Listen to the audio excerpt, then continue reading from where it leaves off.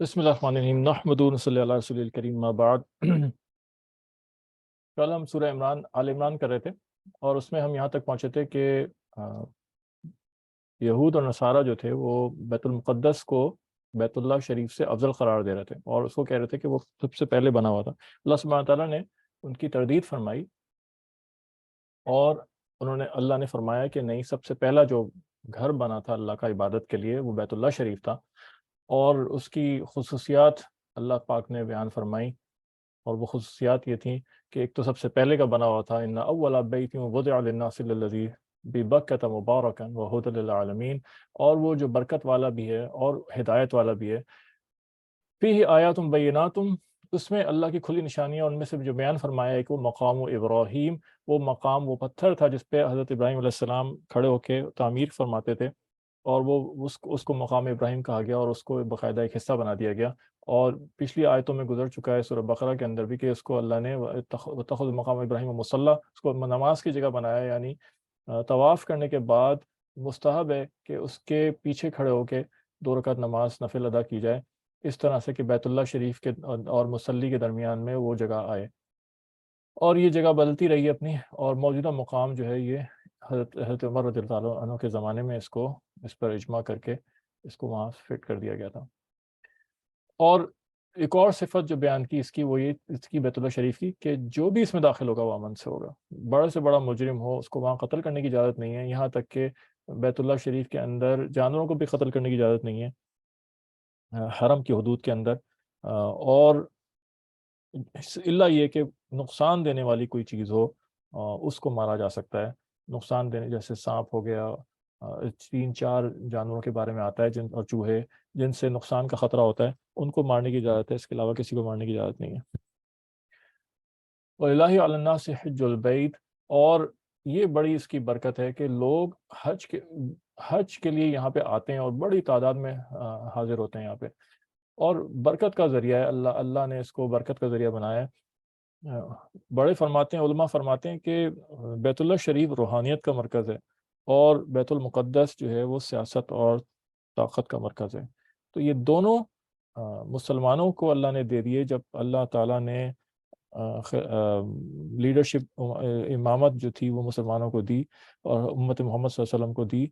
तो अल्लाह ने ये दोनों चीज़ें दे दी। और मेराज के अंदर जो वाक़या हुआ जिसमें बैतुल्लाह शरीफ से रातों रात नबी पाक सल्लल्लाहु अलैहि वसल्लम को बैतुल मुक़द्दस ले जाया गया और फिर ऊपर ले जाया गया, ये गोया इस बात की निशानी थी कि आज से ये दोनों चीज़ें, दोनों मरकज़ आपके हैं और आप कस्टोडियन होंगे इन दोनों के। और वो उसी वक्त तक रहेंगे जब तक मुसलमान अपने आप को अहल साबित करते रहेंगे। उसके बाद फिर हमने ये आयत देखी थी जो बहुत मशहूर आयत है, अक्सर औक़ात इसको कोट किया जाता है। तो वो ये आयत भी सूरह आल इमरान का हिस्सा है, वातसिमू बिहब्लिल्लाहि जमीअन वला तफर्रक़ू। यहाँ तक हमने पिछली दफ़ा किया था।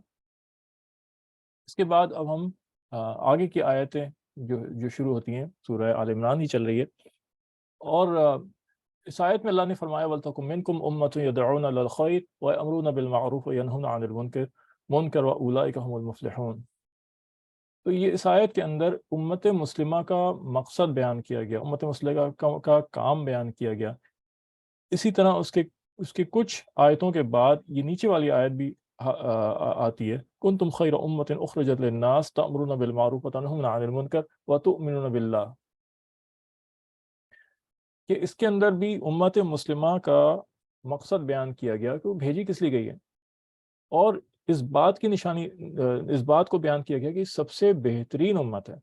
सारी उम्मतें जब तक आईं अब तक, हज़रत आदम अलैहिस्सलाम से लेके अब तक, उन सब में अल्लाह ने इसको प्रेफ़रेंस दी है कि उम्मत मोहम्मदिया बेहतरीन निस्बत है, बेहतरीन उम्मत है। और उसकी वजह जो बयान की गई वो ये बयान की गई कि उख़रिजत लिन्नास, ये वो उम्मत है जो लोगों के फ़ायदे के लिए आई है, लोगों को नफ़ा पहुँचाने के लिए आई है। उख़रिजत यहाँ पे लग़वी मतलब तो इसका है निकाली गई है, लेकिन असल इस्तिलाही मतलब इसका यहाँ पर है कि ये लोगों के फ़ायदे के लिए निकाली गई है।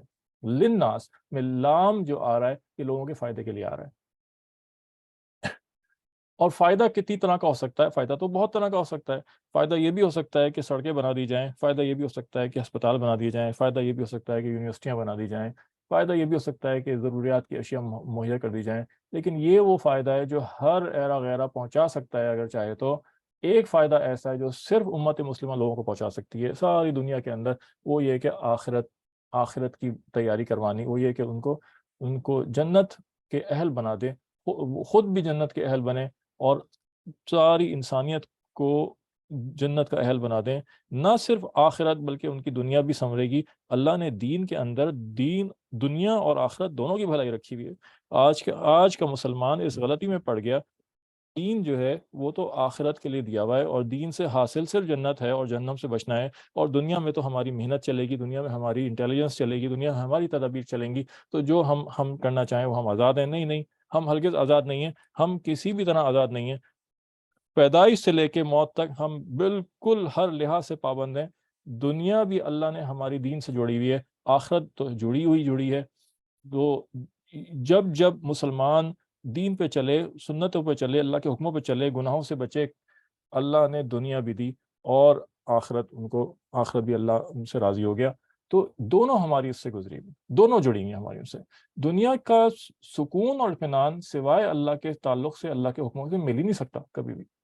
یہ بہت بڑی غلط فہمی ہم پھنس گئے ہیں، اور ہمیں پتہ ہی نہیں کہ سکون اطمینان کسے کہتے ہیں۔ جو بہترین انعام ملے گا، یہ آگے کی صورتوں میں کسی میں آئے گا انشاءاللہ، کہ اللہ والوں کی نشانی، کہ بہترین انعام جو اللہ اپنے دوستوں کو دیتا ہے اور صرف دوستوں کو ہی دیتا ہے، وہ دلوں کا اطمینان اور دلوں کا سکون ہے۔ ہم اس سے واقف ہی نہیں ہیں۔ لوگ سمجھتے ہیں ہم مطمئن ہیں، گناہ کر رہے ہوتے ہیں، گناہ کی زندگی گزار رہے ہوتے ہیں کہ ہم تو بہت مطمئن ہیں۔ ہاں، جس قسم کے ماحول میں وہ رہ رہے ہوتے ہیں، جس قسم کے لوگوں کے ساتھ اٹھ بیٹھ رہے ہوتے ہیں، اور جس قسم کی گناہ کی زندگی گزار رہے ہوتے ہیں، انہیں کیا پتہ اطمینان اور سکون کسے کہتے ہیں اور اطمینان والی زندگی کسے کہتے ہیں۔ ایک آدمی جس کو نزلہ زکام بخار، کبھی کبھی بخار آ جاتا ہے اور نزلہ زکام رہتا ہے، وہ رہتا ایسے لوگوں میں کہ کسی کو کینسر ہے، کسی کو ٹی بی ہے، کسی کو السر ہے، کسی کو ایڈز ہے، تو وہ شخص تو اپنے آپ کو صحت مند ہی سمجھے گا نا، کہے گا یار اتنے خطرناک امراض کے ساتھ جو رہ رہا ہے وہ، ان کے مقابلے میں تو وہ اپنے آپ کو کہے گا کہ میں تو بہت اچھا ہوں یار، کبھی کبھی نزلہ زکام ہو جاتا ہے بس، کبھی کبھی بخار ہو جاتا ہے، ہلکا پھلکا بخار رہتا ہے ہر وقت، نزلہ تھوڑا ناک بند رہتی ہے، نزلہ رہتا ہے، بس میں تو بالکل پرفیکٹ ہوں، اس لیے کہ وہ اپنے سامنے پتہ نہیں کیا کیا بیماریاں خطرناک دیکھ رہا ہے۔ تو اس کو تو صحت پتہ ہی نہیں کسے کہتے ہیں، اس لیے کہ اس کی تو کمپنی بیماروں کے ساتھ ہے مستقل۔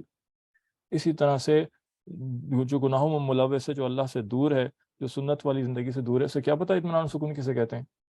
تو وہ اپنی کمپنی بدلے، وہ اللہ والوں کے ساتھ جڑے، تو پھر اسے پتہ چلے گا کہ اطمینان سکون کسے کہتے ہیں۔ ایسے ہی تو نہیں اللہ والے ساری دنیا چھوڑ دیتے ہیں اللہ کے تعلق کے لیے، ایسے ہی تو نہیں صحابہ کرام نے سارا کچھ چھوڑ دیا اور اپنی جان تک پیش کر دی، اور کافروں نے ہی پکڑ لیا اور سزا دے رہے ہیں، اور وہ کہہ رہے ہیں کہ کیا اچھا ہوتا کہ تم یہ سوچ رہے ہوتے، کہ تم یہ شاید سوچ رہے ہو کہ کاش کہ تمہاری جگہ پہ محمد نعوذ باللہ محمد صلی اللہ علیہ وسلم ہوتے اس وقت۔ تو وہ صحابی فرماتے ہیں کہ یہ تو بہت دور کی بات ہے، میں تو یہ پسند نہیں کرتا کہ ان کے پاؤں میں کانٹا چبھے اور میں ٹھیک ٹھاک بیٹھا رہوں۔ اور جب مدینہ مکہ چھوڑنے کا وقت آیا، ہجرت کرنے کا وقت آیا، سب کچھ چھوڑ دیا، بیوی بچے مسلمان ہو گئے، ساتھ چلے تو چلے، نہیں چلے تو وہ بھی چھوڑ دیے، جاگیریں زمینیں تو ویسے ہی چھوڑنے والی چیز تھیں، اور دولت، مال و دولت بھی چھوڑ دیا انہوں نے۔ راستے میں کفار نے روکا تو اپنا مال پیش کر دیا، یہ مال لے لو اور مجھے جانے دو، کافروں نے مال لے لیا اور جانے دیا، ہر چیز کا سودا کر کے آ گئے، اور اس کے بعد ایک لفظ منہ سے نہیں نکالا علیہ وسلم کہ کیا ہمیں یہ نقصان کیوں ہوا، ایک نے ایک چیز نہیں بولی۔ ایسے ہی تو نہیں اتنی بڑی بڑی قربانیاں دے دیں، جب کوئی چیز ملتی ہے تو انسان اتنی بڑی قربانیاں دیتا ہے۔ تو جو ان کو اندر سے اطمینان اور اندر کی خوشی ملی ہے، آج مغرب کے اندر ہر دنیا کی چیزیں موجود ہیں، ساری آسائشیں موجود ہیں، دنیا کا کوئی سے بڑا لذت اور عیش کی چیز سوچ لیں وہ وہاں موجود ہے، اس کے باوجود وہاں لوگوں کے اندر خودکشیوں کا رجحان بڑھا ہوا ہے، بے تحاشا خودکشیاں۔ آپ گوگل پہ جا کے سرچ کریں تو آپ کو جو لسٹ نظر آئے گی خودکشیوں کی، اس میں یہ سارے ممالک سب سے بڑے ہیں، سب سے اوپر ہیں۔ اور ہیپینس کے اوپر کورسز کروائے جا رہے ہیں، آپ سرچ تو کریں، دنیا کی یونیورسٹیز کے اندر ہیپینس پہ کورسز ہو رہے ہیں، وہ کہہ رہے ہیں ہمیں خوشی نہیں مل رہی، یہ مادی چیزیں خوشی نہیں دیتی، اللہ کا تعلق خوشی دیتا ہے، اللہ کا تعلق اطمینان سکون دیتا ہے، کہ اللہ والے جب اللہ سے جڑ جاتے ہیں پھر ان کو حاجت نہیں رہتی۔ 3 دن کھانے کو ایک چیز نہیں ملتی تھی اللہ کے رسول صلی اللہ علیہ وسلم کو، ایک مہینہ کو 3 مہینے گزر جاتے تھے۔ اللہ عائشہ رضی اللہ فرماتی ہیں 3 چاند گزر جاتے تھے اور گھر میں کچھ کھانے کو نہیں ہوتا تھا، تو پھر خالہ بھانجے پوچھتے ہیں کہ خالہ کیسے گزارا ہوتا تھا، کہ بس کھجور پہ اور پانی پہ۔ تو یہ فائدہ مسلمان امت محمدیہ سے لوگوں کو دے سکتی ہے کہ اللہ سے جوڑ دے، دنیا بھی اچھی کر دے، آخرت بھی اچھی کر دے۔ ہم سمجھتے ہیں ہمارا آج ہم کیا کریں کہ ہم خود اللہ سے کٹ گئے، ہم کیسے لوگوں کو لائیں اللہ کی طرف، ہمیں خود وہ ذوق نہیں رہا، ہمارا ٹیسٹ خراب ہو چکا ہے۔ بیمار ہوتا ہے نا انسان تو ٹیسٹ خراب ہو جاتا ہے، پھر نہاری اور پلاؤ بریانی وہ بھی بری لگ رہی ہوتی ہیں، پھر وہ جو ابلا ہوا مریضوں کا کھانا ہوتا ہے نا وہ اچھا لگ رہا ہوتا ہے خالی۔ ہم کیا کریں، ہمارا ٹیسٹ خراب ہو چکا ہے، ہم کیسے لوگوں کو اس طرف لائیں، ہمیں خود ہی نہیں پتا اس کا ذائقہ کیا ہے، کہ نہیں یہ ساری چیزیں تمہیں سکون اور اطمینان نہیں دیں گی، بلکہ تمہیں سکون اطمینان اللہ کا تعلق دے گا۔ یہ اصل فائدہ ہے جو مسلمان جس کو دینے کے لیے اللہ نے ان کو بھیجا۔ تو اور اللہ نے وجہ یہ بتائی کہ تم سب سے بہترین اس لیے ہو، اور کیا فائدہ دو گے، تأمرون بالمعروف، تم بھلائی کی طرف بلاؤ گے لوگوں کو، وتنہون عن المنکر، تم برائیوں سے روکو گے، وتؤمنون باللہ، اور تم خود ایمان لانے والے لوگ ہو۔ اور یا یہ مطلب ہے کہ یہ کرنے کا مطلب یہ تمہارے ایمان کی نشانیوں میں سے ہی کہ تم یہ کام کرو گے، اور اس کو دعوت و تبلیغ کہا جاتا ہے، کہ اچھی بات کی طرف بلانا، برائیوں سے روکنا۔ یہ دعوت و تبلیغ کی محنت مسلمان امت کا، پوری امت کا فریضہ ہے، یہ مولوی صاحب کا فریضہ نہیں ہے، یہ پوری امت کو خطاب ہے کہ جی سے مولوی صاحب کا کام ہے یہ نہیں، نہیں، ایک مرد، ایک عورت، بچہ، بوڑھا، جوان، عالم، جاہل، سب کا کام ہے، انجینئر صاحب، ڈاکٹر صاحب، سب کا کام ہے کہ وہ دین اپنی زندگی میں لائیں اور دین کی دعوت دوسروں کو دیں اور دین کی طرف بلائیں۔ پھر فرمایا وَلْتَكُن مِّنكُمْ أُمَّةٌ يَدْعُونَ إِلَى الْخَيْرِ، تم میں ایک جماعت ایسی ہونی چاہیے جو خیر کی طرف لوگوں کو بلائے، وَيَأْمُرُونَ بِالْمَعْرُوفِ، پھر آگے کہ بھلائیوں کی طرف، بھلائیوں کی دعوت دے، وَيَنْهَوْنَ عَنِ الْمُنْكَرِ، برائیوں سے روکے، وَأُولَٰئِكَ هُمُ الْمُفْلِحُونَ، اور یہی لوگ کامیاب لوگ ہیں، فلاح پانے والے لوگ ہیں۔ تو یہاں ایک سوال پیدا ہوتا ہے کہ یہ کیسا تضاد ہے، یہاں کہتا ہے کہ کہا جائے کہ پوری امت کا کام یہ ہے کہ امت بھیجی اسی لیے گئی ہے، کنتم خیر امہ اخرجت للناس، ساری امت اسی لیے بھیجی گئی ہے، اور یہاں کہا تم میں ایک جماعت ایسی ہونی چاہیے جو یہ کام کرے۔ تو علماء نے یہ فرمایا کہ اصل میں کام تو ساری امت کا ہے، لیکن ساری امت ایک ساتھ تو نہیں نکلے گی نا، دنیا کے جتنے شعبے ہیں وہ بھی چل رہے ہیں، ساری ضروریات بھی پوری ہونی ہے، تو وہ فریضہ کیسے انجام دیا جائے گا؟ وہ فریضہ ایسے انجام دیا جائے گا کہ ہر وقت امت میں سے کوئی نہ کوئی گروہ، کوئی نہ کوئی جماعت جو ہے وہ اللہ کے راستے میں نکلتی رہے، وہ کام میں مصروف رہے، دعوت تبلیغ کے کام میں چلتی رہے، وہ واپس آئے تو دوسری جماعت نکل جائے، وہ واپس آئے تو ایک اور جماعت نکل جائے، اور اس طرح ہر آدمی سارے شعبے بھی سنبھال رہا ہوگا اور دعوت تبلیغ کا کام بھی چل رہا ہوگا۔ اور دعوت و تبلیغ کی جو موجودہ محنت ہے وہ اسی مقصد سے شروع کی گئی۔ حضرت مولانا الیاس کاندھلوی رحمۃ اللہ علیہ کے ذریعے اللہ نے نبیوں والی محنت کو دوبارہ زندہ کیا، کیونکہ نبی پاک صلی اللہ علیہ وسلم کے بعد کوئی نبی آنے والا نہیں تھا، پچھلی امتوں کو کسی کو دعوت و تبلیغ نہیں دی گئی۔ یہ جو کرسچن مشنری نکل کے گھر گھر جاتے ہیں، ہم بھی آسٹریلیا میں تھے، امریکہ میں تھے، ہمارے بھی گھر آتے تھے، مجھے تو خیر بہت اچھا لگتا تھا، میں ان کو پکڑ کے بیٹھا لیتا تھا، پھر ان سے بحث کرتا تھا، باتیں کرتا تھا، پھر وہ اس کے بعد کبھی شکل نہیں دکھاتے تھے دوبارہ۔ لیکن یہ بحث مناظرے میں کسی اور کو مشورہ نہیں دوں گا کہ وہ کرے، اس لیے کہ یہ نقصان دہ بہت ہوتے ہیں اور بہت خطرناک ہوتے ہیں۔ آدمی اپنا بعض دفعہ اگر علم نہ ہو، بڑوں سے جڑا ہوا نہ ہو، تو آدمی اپنا ایمان اور دین کھونے کا خطرہ ہوتا ہے۔ تو لہٰذا ان میں سے تو کسی کو اللہ نے دعوت تبلیغ کی محنت نہیں دی، کسی کے ذمہ نہیں لگایا۔ جتنے بھی بنی اسرائیل کے پیغمبر آئے، حضرت عیسیٰ علیہ السلام، حضرت موسیٰ علیہ السلام سے لے کے حضرت عیسیٰ علیہ السلام تک، حضرت یوسف علیہ السلام سے لے کے حضرت عیسیٰ علیہ السلام تک، وہ تو سب بنی اسرائیل کے لیے آئے، ان کو تو حکم نہیں تھا کہ کسی غیر بنی اسرائیل کو، غیر یہودیوں کو دعوت دیں۔ تو ہم لوگ ہیں، اللہ کے رسول صلی اللہ علیہ وسلم کو بھیجا گیا آخری نبی کو تمام عالم کے نبی بنا کے، ہمارے ذمہ لگایا ہوا ہے، ہم کریں گا، ہم کرتے نہیں ہیں۔ تو یہ تبلیغی جماعت کی شکل میں جو محنت شروع ہوئی، یہ اسی کام کی محنت ہے، اور پہلی نیت اس کے اندر یہ ہے کہ اپنے آپ کو اصلاح کرنا۔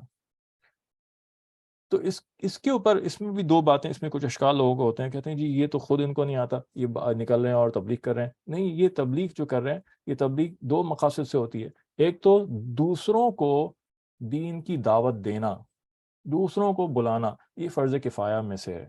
چند لوگ اگر کر دیتے ہیں تو پوری امت سے، اور اتنے لوگ کر دیں کہ ضرورت پوری ہو جائے تو پوری امت پہ سے ذمہ داری ہٹ جاتی ہے. اس کے تو ہم میں سے اکثر اہل نہیں ہے. ایک اور دوسری کیا ہے، اپنی ذات کے لیے دعوت دینا. اور یہ بڑی سائیکالوجی اس کے اندر رکھی ہوئی ہے، بڑی سائیکالوجی. حضرت انس رضی اللہ تعالیٰ عنہ کی روایت ہے کہ حضرت نبی پاک صلی اللہ علیہ وسلم نے پوچھا کہ یا رسول اللہ کتنی ہم ایسے کاموں کی بھی دعوت دیتے ہیں لوگوں کو کہ جو ہم نہیں کرتے، اور ایسے گناہوں سے بچنے کے لیے بھی کہتے ہیں جو ہم سے ہو جاتے ہیں، کیا ہم ان کو چھوڑ دیں؟ کیا ہم ان باتوں کو جو خود نہیں کر رہے ان کو چھوڑ دیں؟ آپ نے فرمایا نہیں، تم ان باتوں کا بھی حکم کرتے رہو جو تم نہیں کرتے، اور ان برائیوں سے بھی بچنے کا کہتے رہو جو تم سے ہو رہی ہوتی ہیں. کسی کام کو کرنا یہ ایک الگ حکم ہے، اور اس کام کی دعوت دینا یہ الگ حکم ہے. کسی برائی سے بچنا یہ الگ حکم ہے، اور اس برائی سے بچنے کی دعوت دینا یہ ایک الگ حکم ہے. یہ دوسری بات ہے کہ جو عمل کرے گا اس کی دعوت میں بھی جان ہوگی. لیکن یہ اللہ نے بڑی نفسیات اس کے اندر، نفسیاتی چیز، بڑی سائیکولوجیکل ایڈوانٹیج اس میں رکھی ہے، ایک بینیفٹ رکھا ہوا ہے کہ جب آدمی نیت صحیح ہو اور اس نیت سے لوگوں کو بلائے اور دعوت دے کسی کام کی اور ترغیب دے کہ میں خود اس عمل پر آ جاؤں، تو اللہ اس کی زندگیاں بدل دیتا ہے.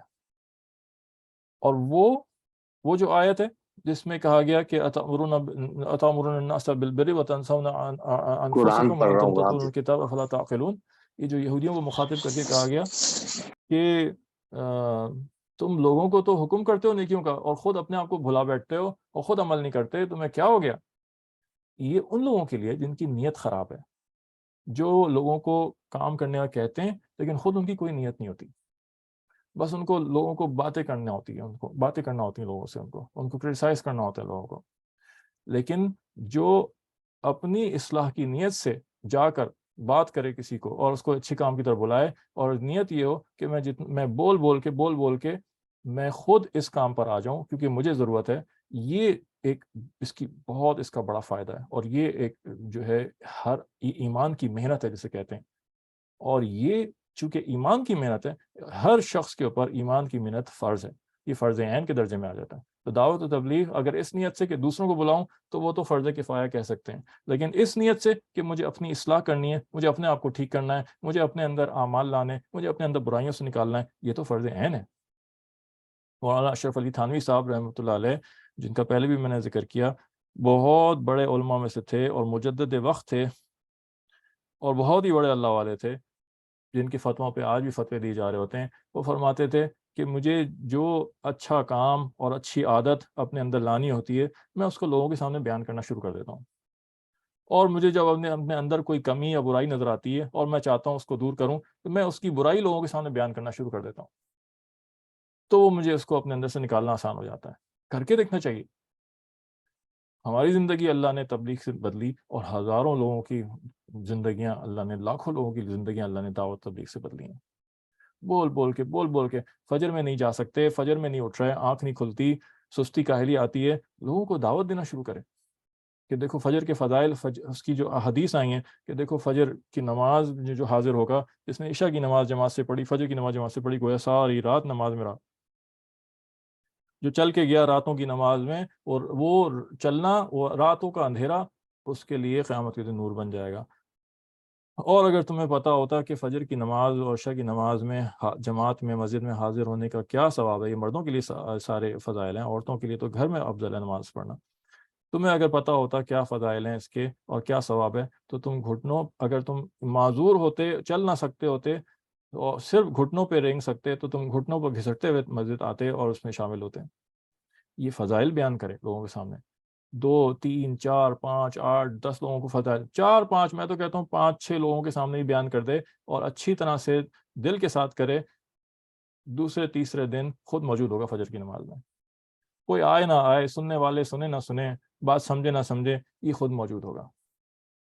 ایسی تھوڑی ہزاروں لاکھوں لوگوں کی زندگیاں بدلیں. دعوت دلوانی پڑتی ہے، دعوت دلوائیں، اللہ کی بڑائی کے بول کہلوائیں، اور کہیں تاکہ مخلوق کی بڑائی دل سے نکلے. یہ کام ہے دعوت. وَلْتَكُن مِّنكُمْ أُمَّةٌ يَدْعُونَ إِلَى الْخَيْرِ. یہ پہلی چیز آئی اس کے اندر. 3 چیزیں بیان ہوئی ہیں. يَدْعُونَ إِلَى الْخَيْرِ, خیر کی طرف بلائیں. تم میں ایک جماعت ایسی ہو جو خیر کی طرف بلائے. پھر فرمایا یأمرون بالمعروف, حکم کرے نیکیوں کا, یہاں حکم آ گیا. پھر ینہون عن المنکر, پھر کہا کہ روکے ان کو برائیوں سے. یہ بڑی اللہ کی حکمت ہے. قرآن کا مزاج, قرآن کی ایک ترتیب اور اس کا ایک مزاج ہے. قرآن میں چیزوں اگر ترتیب سے بیان ہوئی ہیں, اس ترتیب کا بھی مقصد ہوتا ہے اور مطلب ہوتا ہے. یہاں حکمت سکھائی گئی ہے کہ لوگوں میں استعداد نہیں ہے سننے کی, لوگ بات سننا نہیں چاہ رہے, اور تو کیسے ان کے پر کام کیا جائے. پہلے تو کہا گیا ان کو دعوت دیں, ان کو بلائیں, انوائٹ کریں. یدعون الی الخیر, invite them for the good, to good. تو انویٹیشن یہی ہوتا ہے جیسے دعوت کے ساتھی, تبلیغ کے ساتھی کر رہے ہوتے ہیں, آئی جی مسجد میں بیان چل رہا ہے, آپ تشریف لے آئیے. اس میں کوئی ذکر نہیں ہوتا کہ جی آپ نماز کیوں نہیں پڑھتے, نماز پڑھیں. ارے یہ کیا سگریٹ پی رہے ہیں آپ, یہ تو غلط بات ہے, چھوڑیں اس کو. تو ایسی کوئی چیز نہیں ہوتی.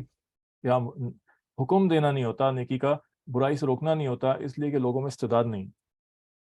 تو یہ سٹیجز بتائے گئے ہیں کہ امت پہ کیسے کام ہونا چاہیے. تو جب امت اتنی گئی گزری ہو جائے جس سٹیج پر ہم لوگ ہیں, تو پھر پولائٹ انویٹیشن سے کام چلتے ہیں. یہ پہلی سٹیج ہے. اور کرتے کرتے کرتے کرتے جب اس لیول پہ پہنچیں, یا کوئی آدمی انڈیویجولی اس لیول پہ پہنچ جائے کہ اس کے دل سے برائیوں کا زنگ اترنے لگے اور اللہ سے جڑنے لگے, اب وہ اسٹیج پر آ گیا کہ اسے باقاعدہ کوئی بڑا, کوئی بزرگ, کوئی اس کا شیخ, کوئی اس کا دوست, اس کا والد, اس کی والدہ, اس کو حکم بھی کر سکتے ہیں کہ نماز پڑھو, تم نے نماز کیوں سستی کر رہے ہو, وقت پہ کیوں نہیں پڑھتے, تم یہ کیوں نہیں کرتے, تم وہ کرو وہ کرو وہ کرو. اب اس کو حکم بھی دیا جائے گا, یا اس کے ساتھی یا اس کا کوئی بڑا, تو وہ برا نہیں لگے گا اس کو. ابھی تو پہلے سٹیج میں اگر حکم دینے لگ جائیں تو لڑائیوں 10 تو گریبان ہو جائیں, لوگ ناراض ہو جاتے ہیں, لوگ لڑائی ہو جاتے ہیں. تم کون ہوتے ہو کہنے والے؟ استعداد نہیں امت میں. پھر کرتے کرتے کرتے محنت کرتے کرتے کرتے اس سٹیج پہ پہنچیں گے کہ منع کریں کسی کام سے, روکیں تو وہ برا نہیں لگے گا. سب سے بری چیز یہ لگتی ہے انسان کو کہ اس کو کسی بری بات سے روکا جائے, اس لیے کہ اس کی انا مجروح ہوتی ہے, تو انا مجروح ہوتی ہے. تو یہ سٹیجز بتائے گئے. صحابہ اس سٹیج میں تھے نبی پاک صلی اللہ علیہ وسلم کی محنت سے کہ ایک دوسرے کو پکڑ کے لے آتے تھے نبی صلی اللہ علیہ وسلم کے پاس سے. ایک صحابی لے کے آیا, ایک صحابی دوسرے کو پکڑ کے لے کے آیا, یا صلی اللہ علیہ وسلم یہ نماز نہیں پڑھتا. کہ ہیں کیوں نہیں نماز پڑھتے, تم نماز نہیں پڑھتے؟ کہ نہیں صلی اللہ علیہ وسلم میں پڑھتا ہوں نماز. کہ نہیں یا صلی اللہ علیہ وسلم میں یہ کہہ رہا ہوں یہ نفل نمازیں نہیں پڑھتا, صرف فرض اور سنت پڑھ کے نکل لیتا ہے. ایک پکڑ کے لایا کہ یا رسول اللہ یہ روزے نہیں رکھتا. کہ کیوں ہے, ایسا کیسے ہو سکتا ہے؟ کہ نہیں یا رسول اللہ میں تو سارے روزے رکھتا ہوں. کہ نہیں میں تو یہ کہہ رہا ہوں کہ یہ نفل روزے نہیں رکھتا بالکل. صحابہ ایک دوسرے کو پکڑ کے کھینچتے تھے اور سختی سے پیش آتے تھے, کیونکہ وہ اس لیول پہ بن گئے تھے. ہم ابھی اس پہلے ہی اسٹیج میں ہیں, اس پہلے اسٹیج پر ہیں. تو یہ ساری حکمت و بصیرت, یہ دعوت و تبلیغ کی محنت بہت برکت والی محنت ہے بھائی, اور اتنی سادہ محنت ہے ہمیں سمجھ ہی نہیں آتی. جب تک جڑے نا صدق دل کے ساتھ اور ایک وقت نہ لگ جائے, ہمیں اندازہ نہیں ہوتا کہ اس کے اثرات کیا ہیں. جب ہماری زندگی بدلے گی تو ہمیں پتہ چلے گا کہ اس محنت کے اثرات کیا ہیں. بڑی حکمت بصیرت سے انبیاء کی حکمت سکھائی جاتی ہے اس کے اندر. انبیاء کا کام ہوتا تھا دعوت دینا, صحابہ کی حکمت سکھائی جاتی ہے. لوگوں سے کیا سائیکالوجی کی کلاس میں سائیکالوجی سیکھیں گے جو یہاں آ کے سائیکالوجی سیکھتے ہیں, اور یہاں آ کے انٹرپرسنل ریلیشن شپ سیکھتے ہیں. ساری ورک شاپس انٹرپرسنل ریلیشن شپ کی الگ, ساری ورک شاپ مینجمنٹ کی الگ, ساری ورک شاپ سائیکالوجی کی الگ, جو یہاں اللہ کے راستے میں نکل کے پریکٹیکلی سیکھتے ہیں اور کام کرنا پڑتا ہے. لیڈرشپ اسکلز جو یہاں آتی ہیں وہ کیا سیکھیں گے, کس ورک شاپ میں جا کے سیکھیں گے. کہ کمپنیوں میں تو جو مینیجر ہوتا ہے, جو لیڈر ہوتا ہے, جو بھی ہوتا ہے, وہ تو لوگ بات ماننے کے لیے مجبور ہوتے ہیں اس کی, کیونکہ ان کا تو معاش اس سے جڑا ہوا ہے.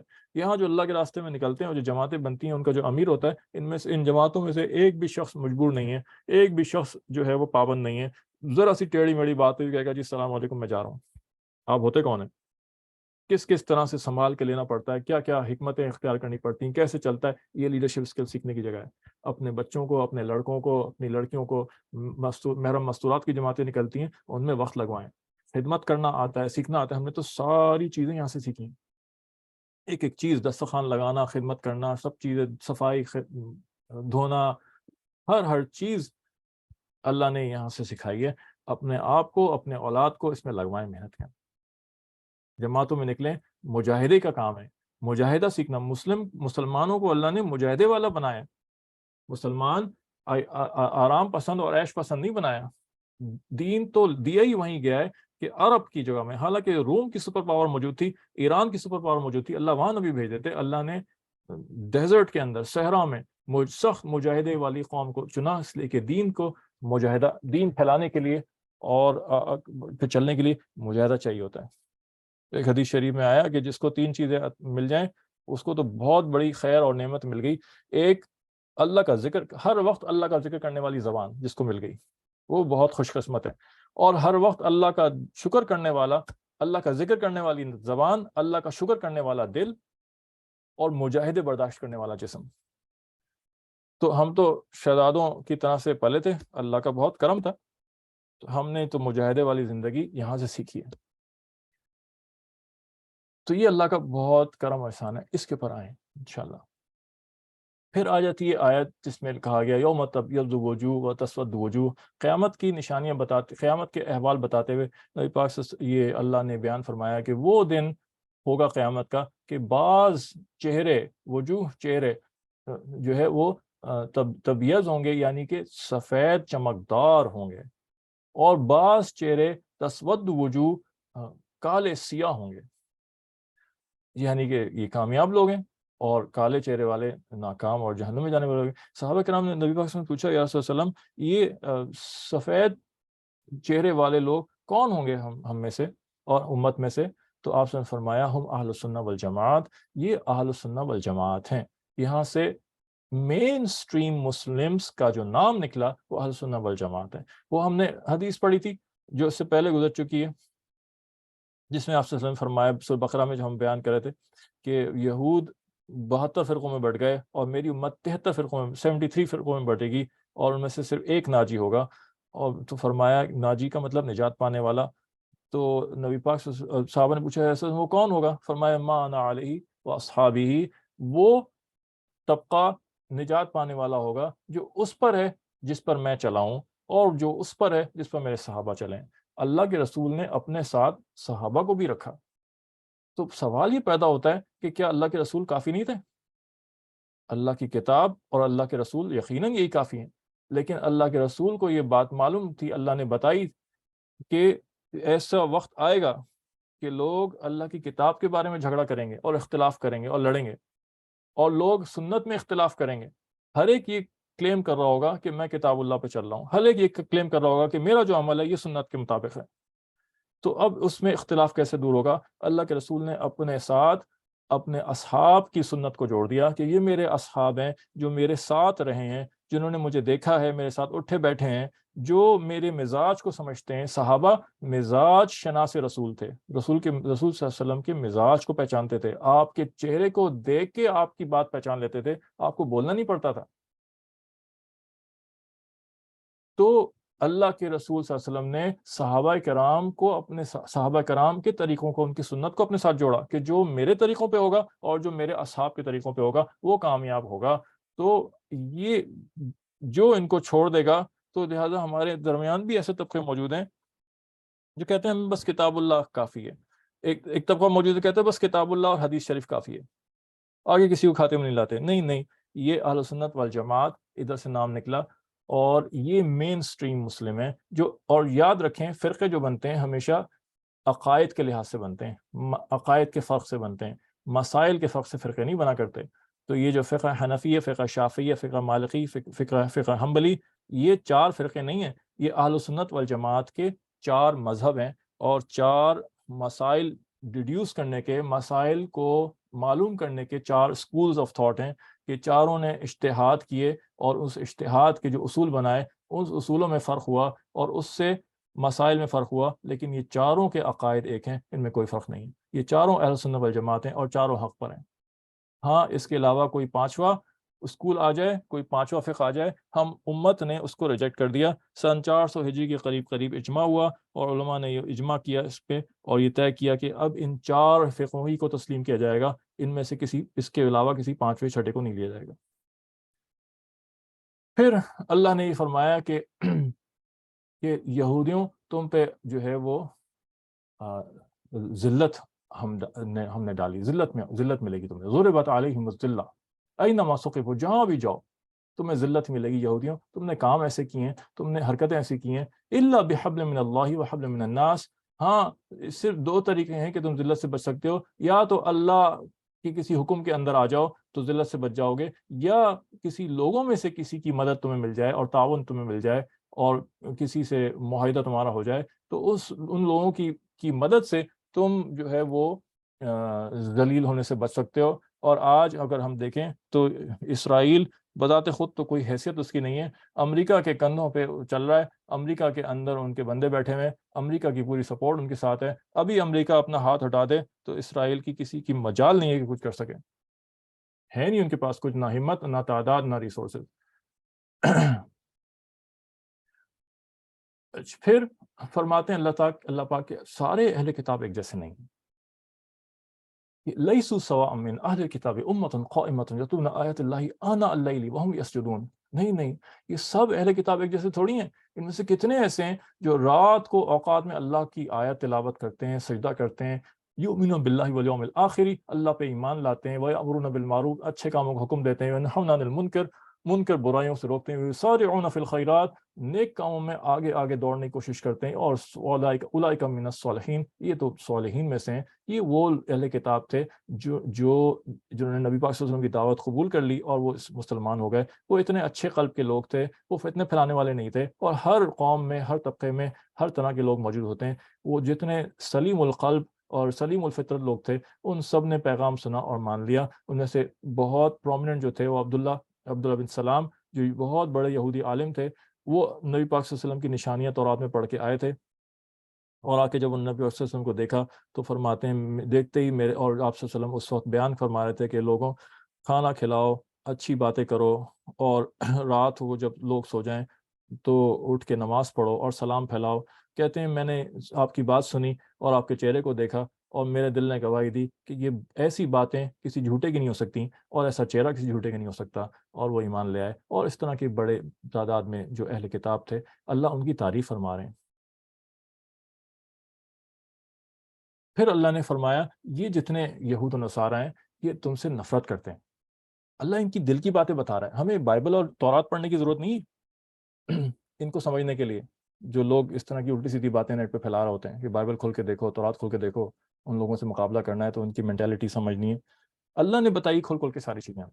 یا ایھا الذین آمنوا لا تتخذوا بطانۃ من دونکم لا یألونکم خبالا، اے ایمان والو اب مومنین کے علاوہ کسی کو اپنا راز نہ بتاؤ، خبردار جو تم نے کسی کو راز بتایا، یہ لوگ تمہیں بگاڑنے میں، تمہارا نقصان کرنے میں ذرا بھی کوتاہی نہیں کریں گے۔ وَدُّوا مَا عَنِتُّمْ، ان کو وہ چیز پسند ہے جس سے تمہیں تکلیف ہو۔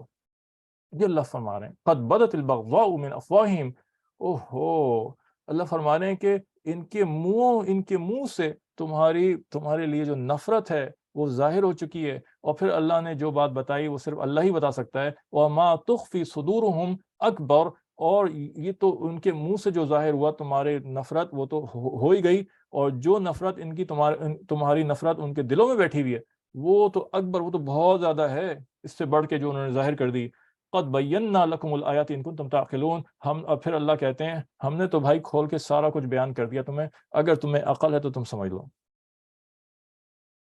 ہا انتم اولائی تحبونہم ولا یحبونکم وتؤمنون بالکتاب کلہ، تم لوگ ایسے ہو کہ ان سے محبت کرتے ہو، ان کے پیچھے پیچھے چپک رہے ہو، ان کے طریقے اختیار کر رہے ہو، ان کے ساتھ گھسے جا رہے ہو، حالانکہ ولا یحبونکم، وہ تم سے ہرگز محبت نہیں کرتے، وتؤمنون بالکتاب کلہ، تم پوری کتاب پر ایمان لاتے ہو، اور وَإِذَا لَقُوكُمْ قَالُوا آمَنَّا، وہ جب تم سے ملتے ہیں کہتے ہیں ہاں ہم تو تمہاری بات مانتے ہیں، حالانکہ وہ بالکل بھی نہیں مانتے۔ وَإِذَا خَلَوْا عَضُّوا عَلَيْكُمُ الْأَنَامِلَ مِنَ الْغَيْظِ، جب وہ تم سے الگ، تمہارے سامنے تو بڑی سی اسمائل ان کی ہوتی ہے اور تمہیں اپریشیٹ کرتے ہیں، تمہیں نماز کی بھی جگہ دے دیں گے، تمہیں اور سپورٹ، عبادتوں میں سپورٹ بھی کر دیں گے، لیکن جب وہ الگ ہوتے ہیں اللہ کیا کہتے ہیں کہ عَضُّوا عَلَيْكُمُ الْأَنَامِلَ، غصے میں اور جلن میں اور نفرت میں وہ اپنی انگلیاں چبانے والے ہوتے ہیں، اتنا ان کو پیچھے سے ہوتا ہے، پھر غصہ ان کو ہوتا ہے تمہارے اوپر، وہ برداشت نہیں کر سکتے عبادت کے لیے تو پھر بھی جگہ دے دیتے ہیں، لیکن معاشرت اللہ کے رسول کی اگر کوئی اختیار کر لے، یہ ان کے دل کو چھلنی کر دیتی ہے۔ وہ یہ چاہتے ہیں، اور یہ تو آسٹریلیا کے پرائم منسٹر نے میڈیا پہ بول دیا تھا کہ جو یہاں آ رہے ہیں وہ ہمارے جیسے ہو کے رہیں۔ بہت پرانا ایک پرائم منسٹر تھا۔ اور پھر اللہ فرماتے ہیں قُلْ مُوتُوا بِغَيْظِكُمْ إِنَّ اللَّهَ عَلِيمٌ بِذَاتِ الصُّدُورِ۔ یہ سارا کچھ یہاں تک بقرہ میں اور یہاں تک بیان کیا، اتنا کچھ اللہ نے کھولا ان کے بارے میں، تو ایک شدید ایک فطری تقاضا ہے کہ مسلمان کو غصہ آنے لگتا ہے اس کے پڑھ کے، کہ اور دل چاہتا ہے کہ گالی دے کوئی، کیونکہ گالی بھی فطرت ہے نا، ایک کوئی برا بھلا کہے، کوسنا دے۔ تو یہاں علماء فرماتے ہیں اللہ نے اس فطرت کی رعایت کرتے ہوئے خود ہی ایک کوسنا ڈال دیا کہ یہ پڑھتے میں وہ کوسنا بھی پورا ہو جائے گا، کہ اللہ کہتے ہیں کہ تم کہو کہ یہ غصے میں تمہارے خلاف غصے میں اپنی انگلیاں چبا لینا چاہتے ہیں، اور اتنا غصہ ان کو ہوتا ہے جب یہ الگ ہوتے ہیں تم سے اکیلے میں۔ تم کہو موتوا بغیظکم، تم مر جاؤ اپنے غصے میں، تم ہی مرو اپنے غصے میں، ہمارے بارے میں جو غصہ کر رہے ہو، اللہ سب سے زیادہ جاننے والا ہے۔ تو پھر فرماتے ہیں اللہ تعالیٰ کہ ان تمسسکم حسنہ تسؤہم، جب تمہیں کوئی تمہارے ساتھ کوئی خیر کی بات ہوتی ہے تو ان کو بہت بری لگتی ہے، اور جب تمہیں کوئی برائی پہنچتی ہے تو یہ بہت خوش ہوتے ہیں۔ تو یہاں اس کے بعد اللہ تعالیٰ غزوہ احد کا واقعہ بیان کرتے ہیں کہ غزوہ احد میں مسلمانوں کو نقصان ہوا، اور ایک صحابہ کرام کی ایک جماعت کو رسول پاک صلی اللہ علیہ وسلم نے ایک پہاڑی کی گھاٹی میں نامزد کیا تھا اور متعین کیا تھا کہ تم یہاں سے ہٹنا نہیں، کچھ بھی ہو جائے۔ اور جب مسلمانوں کو فتح ہوئی تو وہ اجتہادی غلطی میں مبتلا ہو گئے صحابہ کرام، اور وہ چھوڑ کے وہاں چلے گئے اور مسلمانوں کی مدد کرنے لگے مال غنیمت جمع کرنے میں، اور پیچھے سے خالد بن ولید رضی اللہ عنہ جو اس وقت تک مسلمان نہیں ہوئے تھے، انہوں نے بڑھ کے حملہ کر دیا اور مسلمانوں کو نقصان پہنچا، 70 صحابہ شہید ہوئے اس کے اندر۔ تو یہ بہرحال ایک آزمائش تھی اس کے اندر بھی، اور اللہ تعالیٰ اس میں بھی آزمانا چاہتے تھے اور شہداء کا درجہ دے کے درجات بڑھانا چاہتے تھے۔ تو اس میں بعض دفعہ مسلمان بہت غلط بات کر جاتے ہیں، اور پڑھا نہیں ہوتا قرآن و سنت، تفسیر پتہ نہیں ہوتی، اور ادب سے باہر نکل جاتے ہیں۔ یہ بات یاد رکھیں، صحابہ کرام کی تعریف قرآن میں اللہ نے کی ہے، اور صحابہ کرام کی تعریف میں حدیثیں بھری ہوئی ہیں۔ ہر محدث اپنی کتاب میں ایک نہ ایک چیپٹر ضرور ایسا لے کے آتا ہے جس میں صحابہ کرام کی تعریف میں حدیثیں ہوتی ہیں۔ تو بہت احتیاط کرنی چاہیے ان کے بارے میں۔ ایسے لوگ منہ سے نکال دیتے ہیں کہ مال غنیمت کے لالچ میں چلے گئے، نعوذ باللہ۔ صحابہ کو کیا لالچ تھی؟ مال غنیمت تو سب کا ہوتا تھا، سوال نہیں پیدا ہوتا تھا کہ کوئی چیز اٹھا کے اپنے جیب میں رکھ لے، وہ ساری چیزیں جمع ہوتی تھیں، وہ لا کے ایک ساتھ جمع کرنی ہوتی تھیں، اور اللہ کے رسول اس میں سے تقسیم کرتے تھے، جس کو دل چاہتا تھا اس کو دیتے تھے، اور تقسیم اللہ اور اللہ کی رسولی کی ہوتی ہے۔ سورہ انفال کے اندر پھر یہ بات اور آئے گی مزید۔ تو یہ اس طرح کی باتوں کو، اور بعض دفعہ کوئی مذاق بھی کر دیتے ہیں، یاد رکھیں اللہ کے رسول اور صحابہ کے ساتھ کوئی مذاق کی بات نہیں ہو سکتی، ایمان خطرے میں پڑ جائے گا۔ تو بہرحال اس میں سخت ایک آزمائش پیش آئی، اور پھر اللہ پاک نے جہاد کی دوبارہ ترغیب دی اور کہا کہ کفار کی طرح نہ ہو ایسے کہ جو جہاد سے بھاگ رہے ہوتے ہیں۔ منافقین تھے وہ جہاد سے بچ رہے ہوتے تھے، اور تو اللہ فرماتے ہیں ایسے نہ ہو، ہمیں ہر طرح کے لیے اپنے آپ کو تیار رکھنا چاہیے، اور اپنی اولاد کی بھی ذہن سازی مستقل کرنی چاہیے۔ دین کے لیے جو قربانی کی پیش آ جائے، ہمیں اس کے لیے تیاری کرتی رہنی چاہیے۔ پھر اللہ تعالیٰ نے فرمایا فَبِمَا رَحْمَةٍ مِّنَ اللَّهِ لِنْتَ لَهُمْ وَلَوْ كُنْتَ فَظًّا غَلِيظَ الْقَلْبِ لَانفَضُّوا مِنْ حَوْلِكَ فَاعْفُ عَنْهُمْ وَاسْتَغْفِرْ لَهُمْ وَشَاوِرْهُمْ فِي الْأَمْرِ فَإِذَا عَزَمْتَ فَتَوَكَّلْ عَلَى اللَّهِ إِنَّ اللَّهَ يُحِبُّ الْمُتَوَكِّلِينَ۔ بڑا زبردست لیڈرشپ پرنسپل بیان کیا، بہت زبردست لیڈرشپ پرنسپل بیان ہوا ہے۔ سب سے جو بڑے بہترین لیڈر تو اللہ کے رسول صلی اللہ علیہ وسلم تھے۔ سورہ یہ غزوہ احد میں جو نقصان ہوا، اور اللہ کے نبی صلی اللہ علیہ وسلم کے محبوب ترین چچا سید حضرت حمزہ رضی اللہ تعالیٰ عنہ اسد اللہ و اسد رسولی شہید ہوئے، آپ کو بڑا غم تھا اس کے پر۔ تو اللہ ایک تو تسلی بھی دے رہے ہیں، اور اللہ لیڈرشپ پرنسپلز آپ کو بتا رہے ہیں، اور یہ فرما رہے ہیں کہ یہ جو آپ نبی پاک صلی اللہ علیہ وسلم بہت رحم دل، بہت نرم دل تھے، لنتا نرم کے لیے آتا ہے۔ تو اللہ فرما رہے ہیں یہ جو آپ کو رحم دلی ملی ہے نا، یہ خالص اللہ کا انعام ہے۔ اگر آپ سخت دل ہوتے، سخت مزاج ہوتے، یہ جو لوگ آپ کو اپنے آس پاس نظر آ رہے ہیں جو آپ کے اوپر جان نشاور کرنے کے لیے تیار ہیں اور ہر وقت آپ کے پاس رہتے ہیں، اگر آپ سخت دل ہوتے اور سخت مزاج ہوتے ہیں، ان میں سے ایک بھی آپ کے پاس نہ ٹھہرتا۔ تو کتنا بڑا لیڈرشپ پرنسپل بتایا کہ اچھے مزاج کا، نرم مزاج کا ہونا، غلطیوں کو معاف کرنے والا ہونا، برداشت کرنے والا ہونا، حلم والا ہونا، سافٹ اسپوکن ہونا، کہ ساری انٹرپرسنل سکلز آ گئیں جو لوگوں کو اپنے پاس رکھنے میں معاون مددگار ثابت ہوتی ہیں۔ بد مزاجی سے بچنا۔ پھر اللہ فرماتے ہیں فاعف عنہم واستغفر لہم، آپ ان کو معاف فرما دیجئے اور ان کے لیے استغفار کیجئے، شاورہم فی الامر، تین باتیں اور ان سے کاموں میں مشورہ کیجئے۔ تین لیڈرشپ اصول اور بتائیں۔ فاعف عنہم سے کیا مراد ہے کہ آپ جس جماعت کو ساتھ لے کے چل رہے ہیں، آپ کو لوگوں سے کام لینا ہے، یہ آپ کے ورکرز ہیں، یہ آپ کی ورکنگ فورس ہے، اور جب کام لیں گے تو ان سے غلطیاں بھی ہوں گی، انسان ہیں، فرشتے نہیں ہیں، تو جب ان سے کوئی ایسی غلطی ہو جائے، ایسا کام ہو جائے جو آپ کو تکلیف پہنچائے، آپ کی ذات کو تکلیف پہنچے، تو آپ ان کو معاف کر دیں۔ تو لیڈر ہمیشہ معاف کرنے والا ہونا چاہیے، اس سے توقع بھی یہ ہوتی ہے، بہت اونچے لیول پر ہوتا ہے۔ وَاسْتَغْفِرْ لَهُمْ، ان کے لیے استغفار کیجئے، یعنی اب اگر وہ جس محنت میں کر رہے ہیں، یعنی دین کی محنت کے لیے آپ ان سے کام لے رہے ہیں، اب ان سے کوئی ایسی کوتاہی ہو جس سے دین کو نقصان پہنچ جائے ان کی غلطی سے، ایک تو آپ کو تکلیف پہنچے تو آپ معاف کر دیں، دین کو تکلیف پہنچے تو آپ ان کے لیے استغفار کریں، کیونکہ آپ ان کے لیڈر ہیں، آپ ان کے نبی ہیں، آپ اللہ سے قریب ہیں، آپ ان کے ساتھی ہیں۔ آپ استغفار کریں گے تو ان کی توبہ، ان کی اللہ ان کو معاف کرے گا، آپ کی دعا تو رد نہیں ہوتی کبھی۔ اور پھر تیسری بات وَشَاوِرْهُمْ فِي الْأَمْرِ، ہر کاموں میں ان سے مشورے طلب کریں، مشورے سے کام کریں۔ یہ جو موجودہ دور میں میٹنگز آئی ہیں، ہمارے تو اللہ کے رسول نے مشورہ، اللہ نے قرآن میں مشورہ اور میٹنگز کو کہا گیا ہے، تو اپنے گھروں میں بھی اس کو لائیں، گھروں میں بھی مشورے سے کام کریں، بیوی بچے سب، بچوں کو شامل کریں، چھوٹے چھوٹے بچوں، ان کو شروع سے اس کی عادت ڈالیں، سب سے رائے لیں، اور پھر جو ہے گھر کا سربراہ جو اللہ نے شوہر کو بنایا ہے، وہ پھر سب سے مشورے لے کے طے کرے۔ اس میں پڑ جاتے ہیں بعض دفعہ کہ میں کیوں بیوی سے مشورہ لوں، میں تو شوہر ہوں، مرد ہوں۔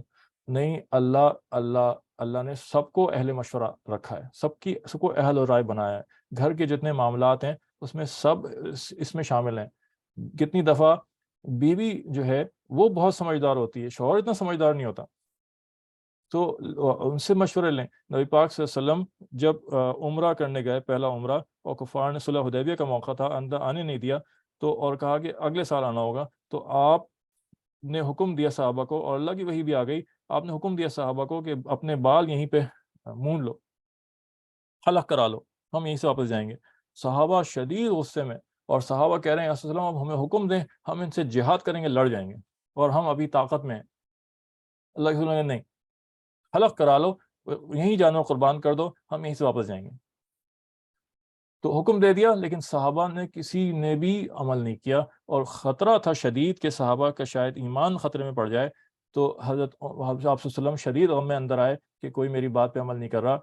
حضرت ام سلمہ رضی اللہ تعالیٰ عنہ، آپ کی زوجہ، انہوں نے فرمایا کہ یہ شدید جذبے میں ہیں اس وقت، یہ معذور ہیں، اور آپ ایسا کریں کہ آپ جا کے اپنا حلق کروا لیں، اور یہ ابھی بھی شاید اس انتظار میں ہیں صحابہ کہ شاید کوئی حکم آ جائے، حکم بدل جائے، اس لیے یہ انتظار کر رہے ہیں۔ جب آپ حلق کروائیں گے، اپنا سر منڈوائیں گے، تو ان کو پتہ چل جائے گا کہ اب کچھ نہیں ہونے والا، اور پھر یہ عمل کر لیں گے۔ اور ہوا بھی یہی، آپ گئے اور آپ نے اپنا سر منڈوا دیا، آپ کو دیکھتے ہی سب صحابہ جو تھے وہ ان کے غصے نیچے ہو گئے، ٹھنڈے پڑ گئے، اور سب نے اپنا اپنا سر منڈوا دیا۔ بڑی عقل کی، بڑی سمجھ کا مشورہ دیا۔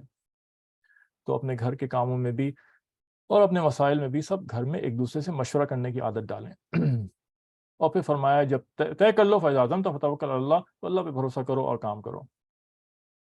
پھر فرمایا کہ جب اللہ تمہاری مدد کرے، ان پہ کوئی غالب نہیں آ سکتا، اور اگر وہ تمہیں چھوڑ دے تو کون ہے جو تمہاری مدد کرے۔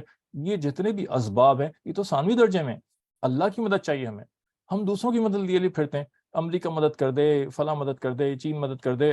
ارے اللہ کو تو تم نے دشمن بنایا ہوا ہے اپنا، اللہ کی مدد کیسے آئے گی؟ اللہ کی مدد تو اللہ کے حکموں پہ چل کے آئے گی۔ اللہ کے حکم تو توڑے جاتے ہیں، دوسروں کے حکموں پہ فیصلے کر رہے ہوتے ہیں، اپنے ملک میں دوسروں کے حکم نافذ کر رہے ہیں اور اللہ کے حکم کو توڑ رہے ہیں۔ کتنی غلطی میں پھڑ گئے ہم، اور کس گمراہی میں پڑ گئے۔ پھر اللہ نے احسان جتایا کہ حضرت ابراہیم علیہ السلام نے جو دعا مانگی تھی کہ بیت اللہ شریف بنانے میں، کہ اللہ ایک نبی ان میں بھیج دیں جو اس قوم میں آئے، ان کو آپ کی طرف بلائے، تو اللہ نے وہی الفاظ کو مبیش ذکر فرمائے، اور اللہ نے کہا کہ دعا قبول کر لی. لقد من اللہ علی المؤمنین، یہ بہت بڑا اللہ فرماتے ہیں اللہ کا بہت بڑا احسان تھا مومنین پہ کہ اللہ نے نبی پاک صلی اللہ علیہ وسلم کو بھیجا، انہی میں سے بھیجا. یتلو علیہم آیاتہ، تین کام بتائے نبوت کے، تین کام ہے. یتلو علیہم آیاتہ ویزکیہم ویعلمہم الکتاب والحکمہ وَإِن كَانُوا مِن قَبْلُ لَفِي ضَلَالٍ مُبِينٍ. تین کام بتائے کہ وہ نبی آئے گا، وہ دعوت دے گا تمہیں کتاب سے. یتلو علیہم آیاتی، اللہ کی آیتیں پڑھ کے سنانے کا مطلب ہے کہ دعوت دینا اللہ کی کتاب سے. نبی پاک صلی اللہ علیہ وسلم کی اکثر دعوت آیتوں سے ہی ہوتی تھی. وَيُزَكِّيهِمْ، اور تمہیں پاک کرے گا، تمہارا تزکیہ کرے گا، تمہاری اصلاح کرے گا، تمہارے اندر سے روحانی امراض نکالے گا. وَيُعَلِّمُهُمُ الْكِتَابَ وَالْحِکْمَةَ، اور پھر تمہیں کتاب اور سنت سکھائے گا. حکمت سے مراد یہاں پہ سنت ہے، یعنی کہ یہ آرڈر چلے گا، پہلے دعوت دے گا. دل کو اللہ نے زمین سے تشبیہ دی ہے، اور جو ہے کئی جگہ پہ تو پہلے زمین میں پہلے ہل چلایا جاتا ہے، اس سے زمین نرم ہوتی ہے، اس کے بعد زمین میں سے ویڈس اور جھاڑ پھوچ جتنی ہے جھاڑیاں ان کو کھینچا جاتا ہے، اور اس کے بعد اس کے اندر موسم کے جو بھی پھل ہیں اور سبزیاں ہیں اس کا علم حاصل کر کے پھر اس کا بیج بویا جاتا ہے، پھر زمین کاشت کرتی ہے. تو دلوں کو بھی اللہ نے زمین سے تشبیہ دی ہے، قرآن میں اور جگہ پہ آیا ہے. جب ہم وہاں پہنچیں گے تو ہم آیتوں کو دیکھیں گے تو اللہ فرماتے ہیں کہ یہ تین اصول دلوں کی زمین پہ کام کرنے کے نبی کے ہیں کہ وہ دعوت دے دے کے دلوں کو نرم کرتا ہے، دلوں کی زمین کو دعوت سے دل نرم ہوتا ہے. اور پھر جھاڑ پونچھ اور یہ ساری ویڈس جو ہیں وہ نکالتا ہے، تزکیہ کرتا ہے، برائیاں نکالتا ہے، کیونکہ اس کی موجودگی میں اچھائی پنپ نہیں سکتی. اور پھر اس کے بعد کتاب کا علم پھر آتا ہے تیسرے نمبر پہ. پھر علم جب سکھایا جائے گا تو سمجھ میں آئے گا، اور پھر جو ہے وہ ہدایت ملے گی. ہم کیا کرتے ہیں، نہ ہماری دل کی زمین نرم ہوئی، نہ ہمارا تزکیہ ہوا، ساری برائیاں لے کے دل میں بیٹھے ہوئے، اور پھر ہم کتاب اللہ کھولتے ہیں، ہمیں کیا ملے گا؟ یہ تو اللہ نے پہلے ہی بتا دیا کہ ہدی للمتقین، متقیوں کے لیے ہدایت ہے. پھر ہم الٹے سیدھے اس میں سے چیزیں نکالتے ہیں، اعتراضات کرتے ہیں، اور پھر جو ہماری حالت ہوتی ہے وہ ظاہر ہے ہم سب کے سامنے. پھر دوبارہ سے شہداء کی تعریف آئی کہ شہداء بل احیاء ولا تحسبن الذين قتلوا في سبيل الله، نہیں جو اللہ کے راستے میں قتل کر دیے گئے ہرگز یہ ان کو مردہ نہ سمجھو. بل احیاء عند ربهم، یہ تو زندہ ہیں تمہارے رب کے پاس. یرزقون، ان کو رزق ملتا ہے. فرحین بما آتاهم اللہ، اور یہ خوش بھی ہیں اللہ کے پاس جو کچھ اللہ نے ان کو دیا. پھر اس کے بعد یہود کی اور بدتمیزیاں گنوائیں کہ وہ یہ کہتے تھے کہ اللہ فقیر ہے، ہم امیر ہیں. نعوذ باللہ، ایسی الٹی سیدھی باتیں کرتے تھے. تو حضرت ابوبکر کے سامنے انہوں نے ایسی باتیں کی. حضرت ابوبکر صدیق رضی اللہ عنہ کو اتنا غصہ آیا کہ حضرت ابوبکر نے تھپڑ مار دیا ان کے. وہ یہودی آیا، نبی پاک صلی اللہ علیہ وسلم نے شکایت کی. اللہ نے کے رسول نے پوچھا کہ تم نے کیا کیا؟ حضرت ابوبکر نے بتایا کہ یہ اس طرح کی بےہودگی بات اللہ کے بارے میں بول رہا تھا. تو پھر نبی پاک اس بات کے اوپر یہودی جھوٹ بول دیا اس نے کہ نہیں میں نے ایسے کچھ نہیں کہا، اور چلا گیا. تو اس کے اوپر یہ آیتیں اللہ پاک نے نازل فرمائیں. اور پھر بہت مشہور آیا جو سب کو پتہ ہے اور سب پڑھتے ہیں، یہ بھی سورہ آل عمران میں، کل نفس ذائقۃ الموت، ہر انسان کو، ہر زندہ چیز کو مرنا ہے. ہر جان، نہ انسان نہیں، ہر زندہ چیز جو ہے وہ اس کو موت ضرور آئے گی. اور پھر اس کے بعد عقل مندوں کی نشانیاں اللہ نے گنوائیں کہ ان فی خلق السماوات والارض واختلاف اللیل والنہار لآیات لأولی الالباب. انٹلیکچوئلس کیا ہیں؟ یہ انٹلیکچوئلس ہیں، اللہ نے ان کی نشانیاں گنوائیں کہ الذین یذکرون اللہ قیاما وقعودا، وہ کھڑے ہوئے بیٹھے ہوئے کروٹ پہ ہر وقت اللہ کی تخلیق میں غور کرتے رہتے ہیں، آسمانوں میں زمین میں، اور یہ دعا کرتے ہیں ربنا ما خلقت ھذا باطلا، یہ جتنا کچھ آپ نے بنایا یہ بیکار نہیں بنایا، یہ آپ نے اپنی نشانیاں بتانے کے لیے، اپنی پہچان کے لیے بنایا. اللہ آپ پاک ہیں، فقنا عذاب النار، ہمیں عذاب سے بچا لیجئے.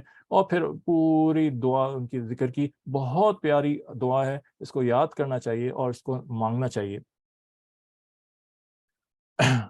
اور پھر اللہ نے مومنین کو مشورہ دیا کہ یا الذین آمنوا اصبروا وصابروا ورابطوا واتقوا اللہ لعلکم تفلحون. یہ چار اس میں اللہ سبحانہ تعالیٰ نے اس میں مشورے دیے کہ دین پر جمے رہو. صبر کہتے ہیں دین پر جمے رہو. وصابروا، دشمن کے مقابلے میں استقامت سے کام لینا. ورابطوا، یہ دشمنان دین سے مقابلے کے لیے ہر وقت اپنے آپ کو تیار رکھنا. اور واتقوا اللہ، اللہ سے ہر وقت ڈرتے رہنا. اور اس کے اندر سرحد، اسلامی سرحد کی حفاظت کے اوپر جو فضائل ہیں وہ بھی اسی کے ذیل میں بیان کیے گئے ہیں. اور یہاں آ کے ہماری سورہ آل عمران ختم ہوتی ہے انشاءاللہ. کل ہم سورہ نساء شروع کریں گے. اچھا جی، سوال دیکھ لیتے ہیں اس میں. What about those non-Muslims who are willing to listen to da'wat? How can we tell when someone has this pure intention? جب بھی کوئی دعوت سننا چاہے، جب بھی کوئی دین کی بات پوچھے تو ہمارے پر لازم ہو جاتا ہے کہ ہم اسے بتائیں. اگر کسی نان مسلم نے یا کوئی مسلمان بھی ہم سے کچھ پوچھتا ہے تو کسی بھی انٹینشن سے پوچھے، یہ اس کی انٹینشن ہمیں کیسے پتہ چلے گی؟ یہ بھی تجربے سے آتی ہے. یہ حکمت اور یہ سمجھ بھی، یہ نفسیات کی پہچان، یہ بھی مستقل دعوت کی محنت کرتے رہنے سے اور لگنے سے آئے گی. جب ہم دعوت کی محنت میں دل و جان سے لگیں گے، اپنے وقت کو لگائیں گے، جماعتوں میں نکلیں گے، ایک عرصہ لگائیں گے، لوگوں سے ملتے رہیں گے، ملتے اور نیت ہماری اللہ کو خوش کرنے کی ہوگی اور سیکھنے کی ہوگی، اللہ تعالیٰ یہ ہم پہ کھولنا شروع کر دیں گے. شکل دیکھیں گے، آواز سنیں گے، سوال سنیں گے اور سوال کا انداز سنیں گے، اور آپ کو اندازہ ہو جائے گا یہ شخص طنز کر رہا ہے، یہ شخص کرٹیسائز کر رہا ہے، اس شخص کو تنگ کرنا مقصود ہے، یا یہ نیک نیتی سے پوچھ رہا ہے، اور اندازہ ہو جائے گا. اسی حساب سے پھر اللہ تعالیٰ یہ بھی سکھائیں گے اور حکمت دیں گے کہ اس کا جواب کیسے دیا جائے. تو جو تنقید کر رہا ہو، طنز کر رہا ہو، اس کو الزامی جواب دیا جاتا ہے، اس کو منہ چپ بند کرایا جاتا ہے. اور جو صدق کے دل سے پوچھ رہا ہو اس کو بتایا جاتا ہے، اس کو جواب دیا جاتا ہے. تو یہ سب اللہ وقت کے ساتھ اور قربانی پہ سکھاتا ہے. یہ گھر بیٹھے بیٹھے چیزیں نہیں آتی. اللهم لك الحمد كما انت تعالى فصل وسلم على محمد كما تعالى وافعل بنا كما انت تعالى فانك على التقوى المغفرة. اللهم ارنا الحق حقا وارزقنا اتباعه وارنا الباطل باطلا وارزقنا اجتنابه. اللهم اهدنا واهد بنا واجعلنا سببا لمن اهتدى. اے اللہ ہمیں ہدایت عطا فرما دیجیے، ہمارے گناہوں کو بخش دیجیے. اے اللہ ہمارے دلوں کو کھول دیجیے. اے اللہ کافروں کا، غیروں کے جو تاثرات ہمارے دلوں پہ اور ذہنوں پہ پڑے ہوئے ان کو صاف کر دیجیے. اے اللہ ہمیں سنت پہ چلنے والا بنا دیجیے، ہمیں ایمان و یقین والا بنا دیجیے. ہمیں پورا دین میں داخل کر دیجیے، اور ہم سے ہماری نسلوں سے دین کا کام لے لیجیے، ہمیں استعمال کر لیجیے. وصلی اللہ تعالیٰ علی حبیب محمد بارک وسلم. آمین آمین آمین یا رب العالمین.